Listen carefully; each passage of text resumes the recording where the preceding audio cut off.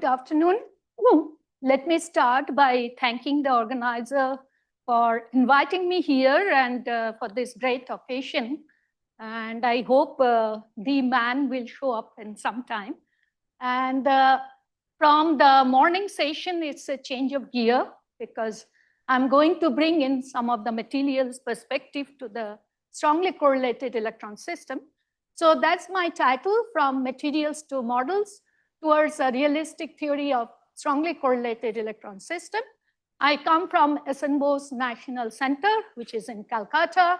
And much of the talk will be based on the work that I did quite a while ago, and where the Max Planck Partner Group was greatly helpful in carrying out some of the works together with Department of Science and Technology. So as I said, changing the gear, so if you think of ab initio electronic structure calculation, which is nothing but a one particle theory, what you have is basically a problem where you have some periodic arrangement of the potential which is created by the ions, and then it's the problem of where these electrons, which is in a mean field C of other electron, sees this potential and the kinetic energy of that electron and this potential are in balance. Now, there are different kinds of basis set that are being used to describe this one electron description, starting with the Gaussian, which is very popular among the chemists, the plane waves, which is very popular among the physicists. And what we are going to do is to use some muffin-tin orbital, where basically you use a combination of partial waves, which is used to describe where your potential is spherically symmetric, and connected to a Bessel or Neumann function where the potential is essentially flat. And the goal is to come up with a generally applicable electronic structure method, which is intelligible, fast, and accurate. And one of the outcome of such a theory is the band structure, which you often see in many papers. It's a spaghetti of bands, very complex, rarely interpreted, and it needs filtering to be useful, especially in the context of the strongly correlated electron system. And in other words, add chemical reality to physicist model. And I will try to show with a few examples how that can be done. So the first example I thought of talking about is the high TC press, because I thought since we are in this workshop, which is to honor TVR, and this is very close to his heart. So I'll start with that particular example. This is the high TC phase diagram, which is well known among everyone which is present in the audience. And this phase diagram has two parts, what is the electron doped part and the hole doped part. And you can see that the superconductive dome is more dominant in the hole doped part compared to the electron doped part. And normally all the attention is focused on the hole doped part, and somewhat less attention has been focused on the electron doped part because superconductivity there is somewhat weakened while the antiferromagnetic phase has been broadened. Now, if you, from a theorist perspective, if you try to describe this phenomena, which is still remains debated, your accepted model Hamiltonian is you will have a one electron part and you will have a strong correlation part, because it's kind of consensus that the superconductivity in this material arises because of spin fluctuation. But if you still look at even for the hole doped cuprate, all of them are in the copper oxygen family, but there is a large variation in the TC at optimal doping, which is at the highest point. And that already tells you there is quite a bit material dependence, even if the strong correlation is playing the central role, but there is something more that is given by the materials. So in the hole doped and the electron doped, for example, if you take the parent compound, the lanthanum cuprate, you can dope it with strontium or barium to get into the hole doped part. You can dope it with cerium to get into the electron doped part. But there is a crucial difference in their crystal structure. One is the so-called T structure, another is the T prime structure. So what is the difference between T and T prime structure? Is nothing but the position of this oxygen, which is known as apical oxygen. So in case of the T structure, the apical oxygen or the outer plane oxygen sits just above the copper, while in case of the T prime, its position shifts and it sits above the plane oxygen. Therefore, here the copper forms an elongated octahedra. Here the copper forms really like a planar structure. So that's a big difference. So for understanding the mechanism of the high-TC cuprate, it would be really nice to study the parent compounds in these two different structures. Does it make any difference at all? Now, what makes a compound to stabilize in T structure or T prime structure is really the ionic radius, which is sitting at the A side. The larger is this, it stabilizes in the T structure. The smaller it is, it stabilizes in the T prime structure. And this was some experiment done quite some time back from a Japanese group, where at the A site, they mixed some smaller size cation, and therefore they could stabilize the parent compound itself in the T prime structure. And then they measured their resistivity, and it showed that there is a big difference in the 5 to 4 order of magnitude difference in the resistivity value between the T and T prime structure. While T structure is definitely insulating, the T prime structure is almost like metallic.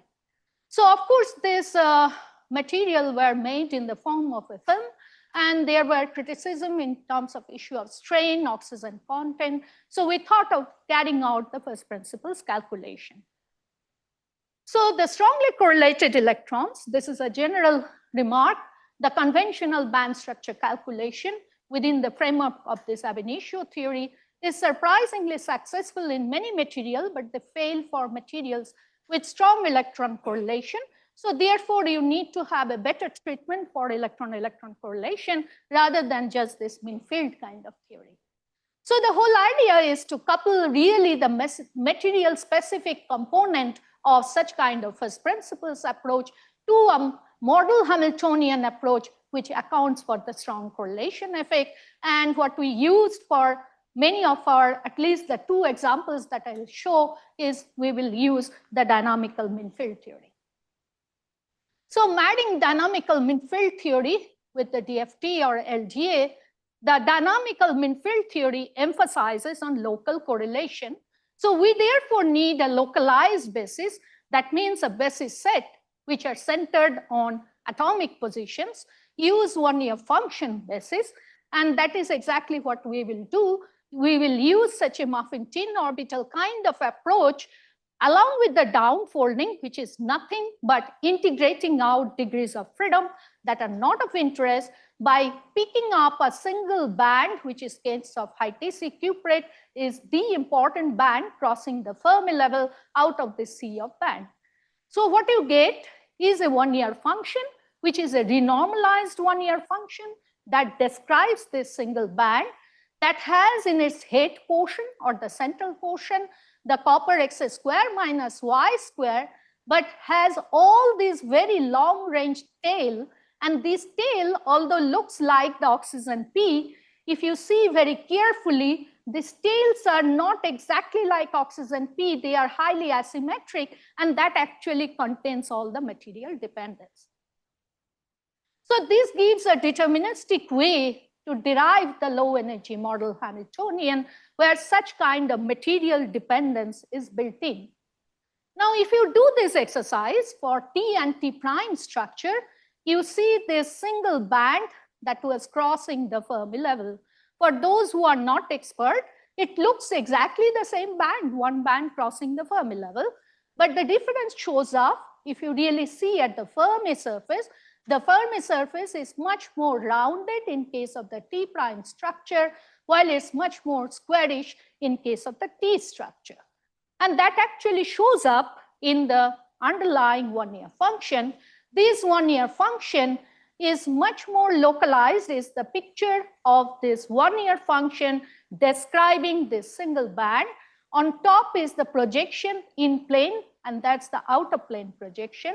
So as you can see, the T structure is much more three-dimensional, is much more localized in plane, and there are delocalization out of the plane. As you can see, you do see the portions where you have the tail sitting basically at the apical oxygen site.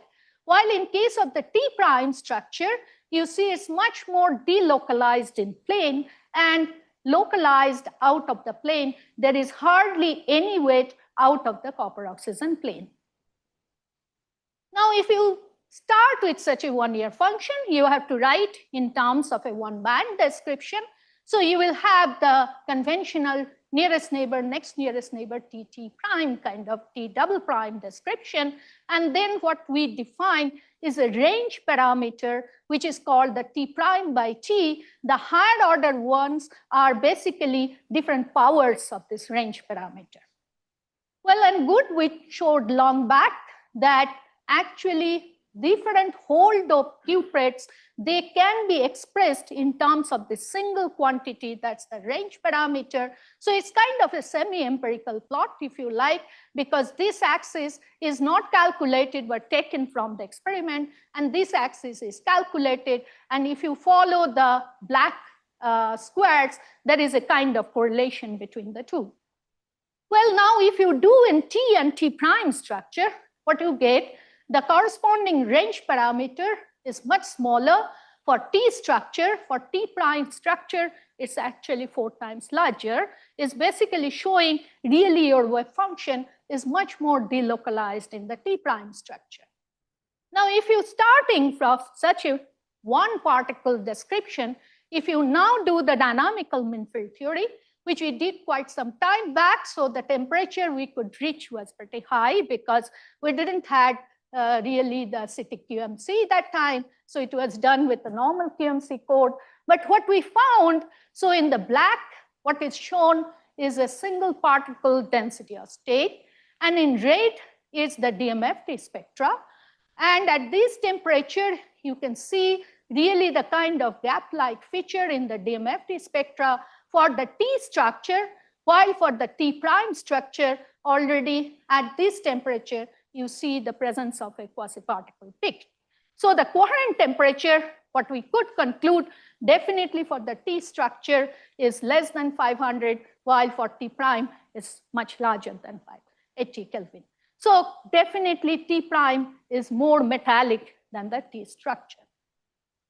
We did this work quite some time back, but this is actually in August in the conference in ICTP. So I heard this talk, and that was superconductivity in high entropy electron doped cuprate. And I think people don't even realize they are actually stabilizing it in the T prime structure. They don't even know what is T and T prime structure. And the conclusion was that the configurational disorder makes cuprate more electronically two-dimensional, but I don't think it is really that. It is the structure that instead of T structure, you are stabilizing it in the T prime structure because they were mixing many of these smaller cation at the A side, and they do see the sharpness of the quasi-particle peak. So what we really discovered many years back is probably coming back in some other form. Well, with that, I go to the next example. Yes, yes, please, please.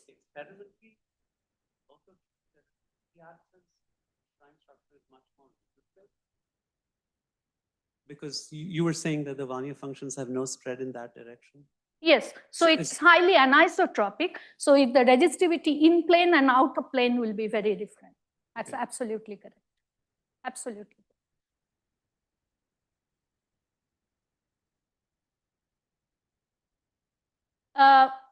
So the LSCO and NDCO, of course, there is a slight difference, but already they are both in the T prime structure. LSCO? Yeah.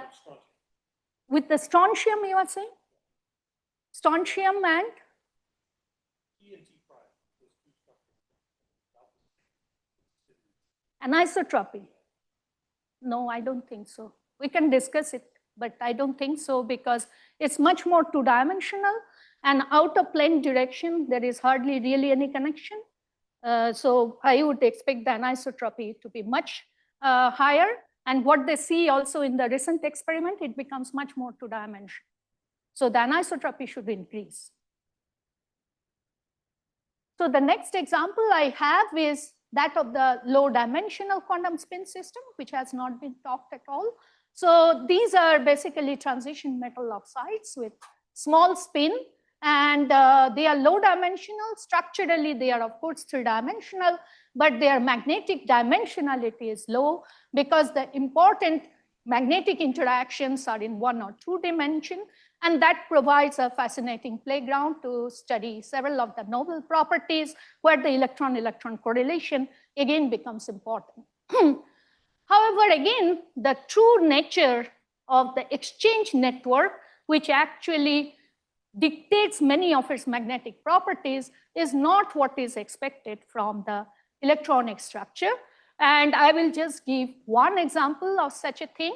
Of course, here I will work with a spin model and not with an electronic model.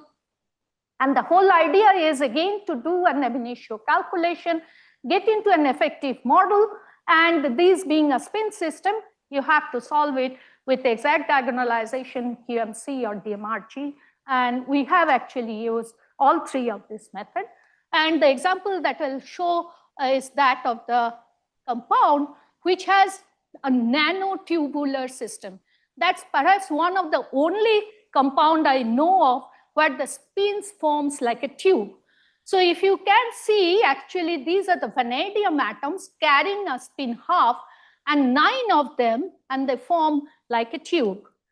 And the sodium basically sits in between and inside the tube and also between 2 tubes just to give cohesion. So this is, I don't know whether there is any other example, but this was a very, very intriguing structure.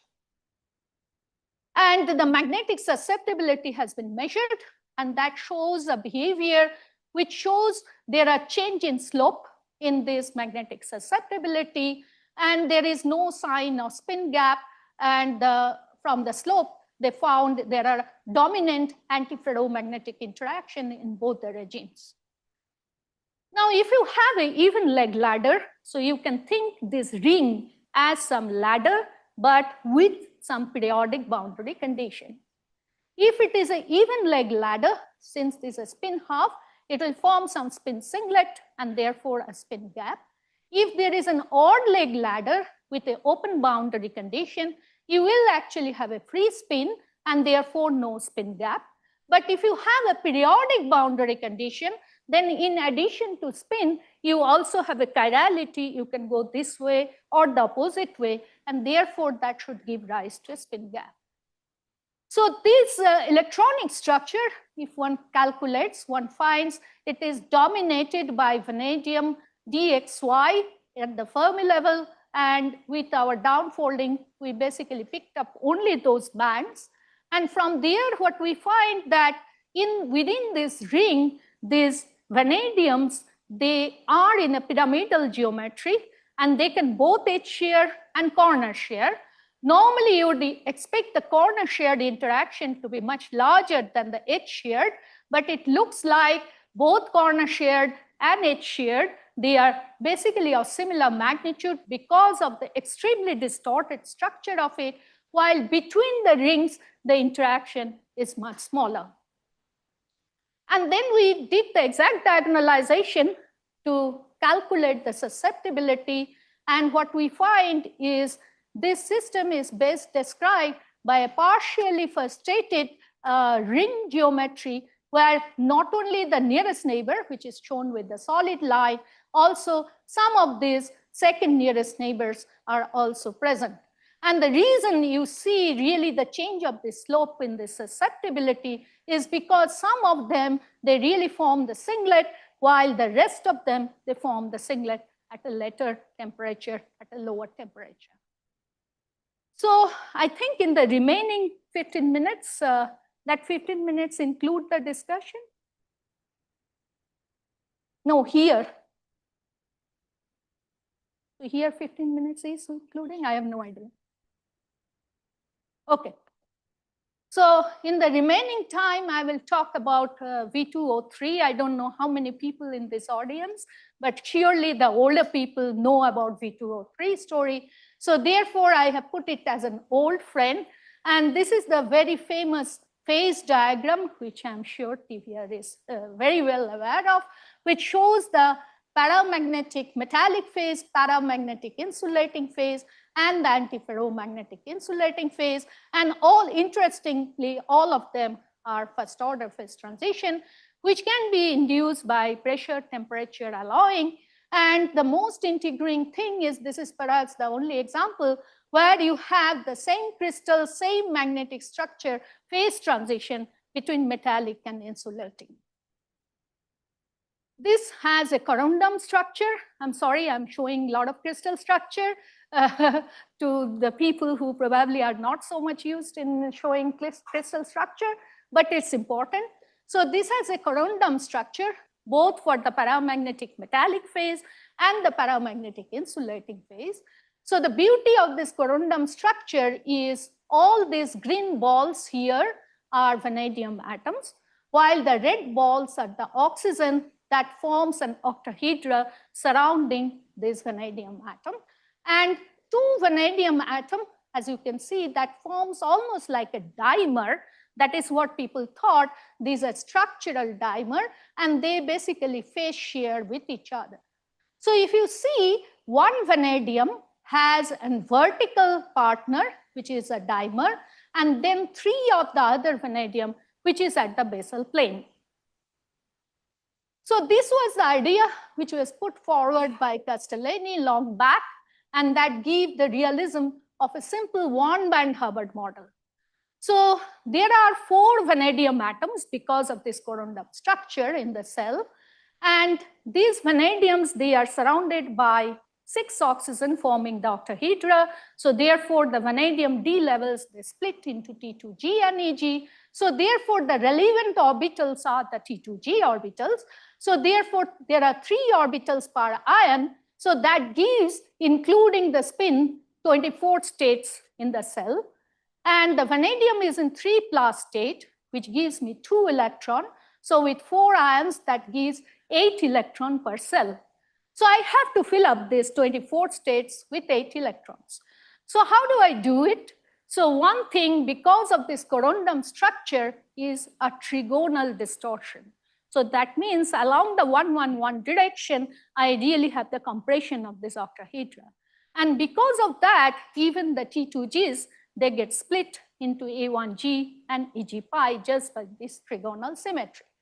So therefore, I will have an Eg pi is 2-fold degenerate, while A1G is singly degenerate. So this gives me 18 and 16. But then you have this dimer, structural dimer. So that forms like a bonding antibonding. So therefore, this Eg pi gets split into 8 and 8 bonding and antibonding. And A1G, the shape of the A1G is such that I will show the shape. It's like vertical. So therefore, the bonding antibonding is much stronger there. And therefore, that splits into bonding and antibonding. And therefore, the A1G bonding counterpart becomes completely filled. And I am left with half-filled Eg pi state. So the proposal of Castellani was, you can use a single band Hubbard model, half-filled, and can explain everything. But that's not really the case. There came this polarized X-ray absorption, and it shows that these D2 ions are in high spin state. So that means 1 electron at the A1G, 1 electron at the Eg pi, and different phases have different orbital occupations. So this cannot be mapped into a single band Hubbard model. And more importantly, A1G orbital, by creation of this bonding antibonding, should not be projected out. The Hund's rule exchange cannot be neglected. Ideally, I'm not forming such kind of this up and down bonding orbital because the Hund's rule prohibits it. Well, so these are the shapes of the one-year functions which we get. And as you can see, as I said, A1G is like vertically, while the EG pies are much more planar, but they do have these lobes, as you can see, very long-range lobe. Within this, starting with this description, we then did dynamical mean field theory, and these are some parameters. This was a much more exhaustive study where we even varied the U, I will show, and also the temperature. So what was the outcome of it is what we find that if you take the real part of the self energy for A1G and EG pi, there is a big renormalization in the energy difference between A1G and EG pi. So within the DFT, while this value was 0.27, it gets renormalized by an order of magnitude to 1.9 EV. Of course, there is a mass enhancement of A1G and EG, the mass enhancement for A1G being smaller than EG. In fact, the EG was not even in a coherent regime. So we really had this coherent, non-coherent, depending on orbital selectivity. But the major thing that happens is possibly the renormalization of this crystal field splitting between A1G and EG pi by correlation effect. So if you really look at the band structure, the effective band structure after such a DMFT, you do see what happens is this was a DFT band structure where the blue and red were projected to EG pi and A1G. After DMFT, you see they got almost split from each other, and only a tail of the A1G really gets, contributes and mixes with this EG pi. So this low energy quasiparticle band structure, therefore, can be understood as a considerable enhancement of this crystal field splitting between A1G and EG pi. And of course, there is a bandwidth reduction given by this mass renormalization. Just as a passing comment, even such a calculation was carried out within the LDA plus U scheme, and that shows exactly the same effect. So I wanted to stress, of course, the dynamical effect of the correlation is important, but I think the essence was already there inbuilt even in the static part of the correlation effect. Well, we calculated the spectral function, and that was kind of comparison with the photoemissions data that was available. Now there is this dependency on this correlation U, and what I show here, which was done in different temperatures, also with the different choices of the U value, and you can see that this quantity is probably the most important quantity. You see a sharp increase in this effective energy difference between A1G and EG pi, and it's highly sensitive to the choice of the U value. A change by 0.1 EV even changes it enormously. And we focused on this 4.3 because that gave us the best comparison with this photoemission data. Now, keeping the same choice of U value, can we explain the paramagnetic metallic to paramagnetic insulating phase transition? Answer was yes. That to start with, there is a little difference in structural parameter between the paramagnetic metallic phase and paramagnetic insulating phase, although both of them are in corundum structure. So to start with, there was a little difference in their delta value, the energy difference between A1G and EG pi, 0.27 and 0.3, while there was a little difference in the bandwidth of the A1G because the dimers were a little narrower. And that difference was enough, even keeping the same U value, to having it one as an insulator and another as a metal. So all I'm saying, there was a very subtle change that was happened at the crystal structure level, and together with the renormalization by the correlation effect, that was enough to drive the metal to insulator transition. So these are my conclusion on the V2O3 part. There was a correlation-induced enhancement of the crystal field splitting, and which basically unhybridizes this A1G and EG pi, and making the A1G nearly empty, and a slight enhancement of the DFT level crystal field splitting and little reduction in the bandwidth was enough to drive the metal insulator transition. It was highly sensitive on this because it was really at the verge. And they are in good agreement with the photoemission data. And it was absolutely important to take into account the correlation-induced changes in the hybridization, which we achieved via this one-year function formulation. And this paper is still unpublished, but a lot of details are being given here, thanks to Ole Anderson, who refuses to publish a lot of his data, but I think a lot of these details are there. And with that, I would like to finish a little ahead of my time. Material matters, even in the context of description of strongly correlated electron system, and happy 85th to TVR, but I think I will reserve it for 17th, where there will be more scope to talk about TVR and memories with TVR. Thank you very much for your attention.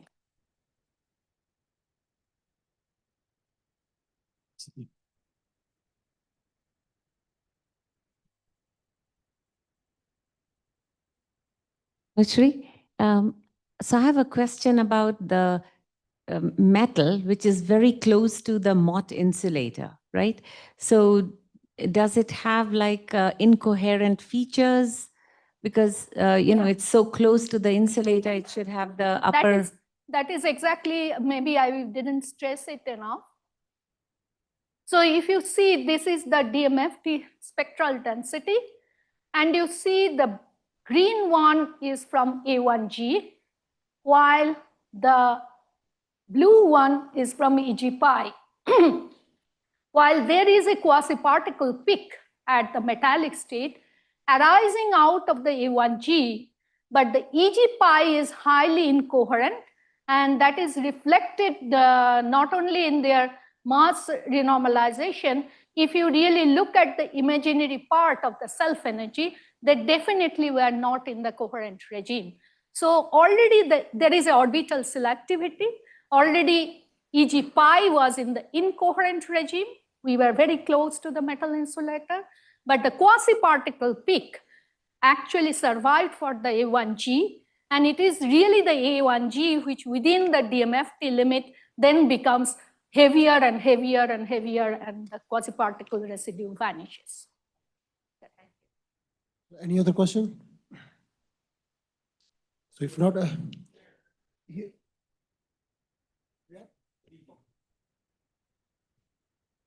Thanks, Tanusri. I was curious about the fact that a very small change in the Coulomb interaction strength, going from 4.2 to 4.3, change your crystal field effect by an electron volt.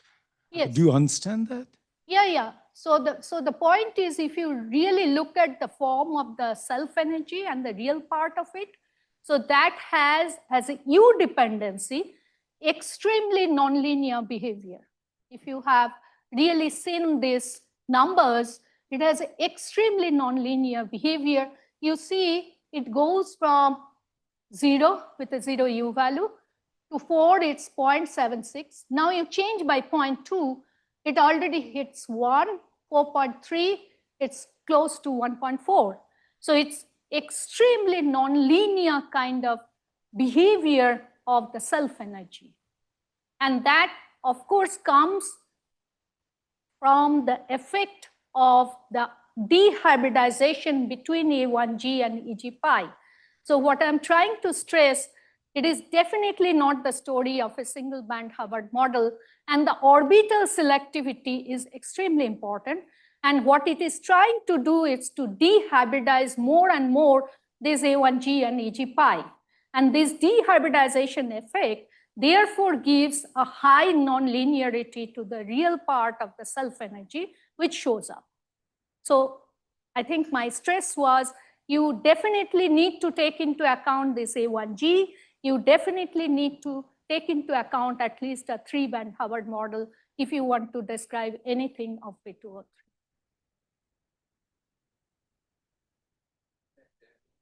Strain effects will be extremely strong. Absolutely. Absolutely. Calculated? Yes, yes. Sorry, I could have given the entire talk on V2O3. Indeed, there is a strain effect, and the strain effect has been calculated, and a very strong strain effect. Absolutely. You are very right. There is a Nature Communication paper which we wrote. I can send you the reference. It's very strong, extremely strong. There are no structural changes throughout this. I thought you are very right also again. So first of all, what we found, although in this very famous phase diagram, which is from 70s, it shows the pressure and the doping in the same axis. It's not, as you very well know. And what we find that if you have the chromium doping, there are actually local inhomogeneities in terms of structure, and that plays an extremely important role, which we also have pointed out. And what you said is the structure. There are some local structural distortion, especially in terms of these dimers that are formed and bending of this dimer, because in the monoclinic phase, you actually have the bending of this dimer. And you see this tendency depending on the doping rate. Very right. So any other question? Yeah, I have just one question, Tanusri.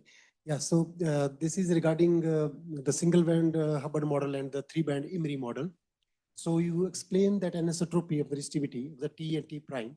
So is it possible to explain using the Emery model, 3-band model? Yeah. Because in the 1-band model, they put a T dash and T double dash, the nearest neighbor and next nearest neighbor, to match the dispersion. But it was argued a decade ago by Mona Barsiu and collaborators that the spin fluctuations are not very well taken by the single band Hubbard model. So yeah, very right. I didn't again explain it very well. So first of all, this TT prime doesn't show up just like a fitting.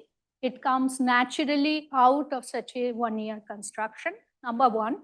Number two, the reason you have such variation in this range parameter, the underlying thing is actually not even a 3-band, a 4-band model, where in addition to x square minus y square and 2 sigma oxygen, you also have an axial orbital. S orbitals. Yes, S orbital, which is decorated with many things.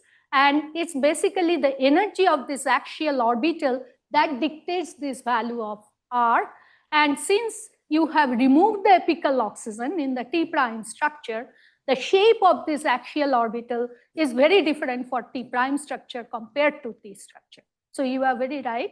It's 1 band we are describing in terms of that, but all the microscopic and understanding is coming from a higher order number of bands. Okay, thank you.